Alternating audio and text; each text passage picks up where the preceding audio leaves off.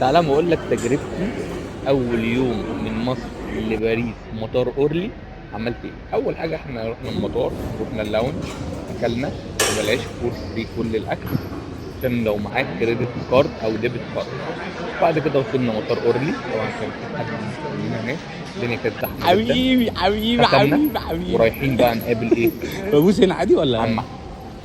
قابلت عم احمد، قلت له اول حاجه انا عايز اروح عند برج ايفل. رحنا برج ايفل بالترام ب 2 يورو. بعد كده خلصنا ورحنا غير رايحين الفندق. كنت حاجز في هوستل ب 20 يورو في اليوم. هوستل كان فيه 6 سراير، مش مهم ولاد على بنات، ولاد بس بنات بس، ولد واربع بنات. وعشت في الهوستل. معاك دولابك لازم يكون معاك عشان السرقه هناك. وبعد كده رحت جاي مكلم المصدر بتاعي عم احمد. عم احمد عايش في باريس ساندرا، بقاله هو ده 40 بقى سنه، راح كل جاي المول موديني مكان اللي اسمه فيه كل شانتريان.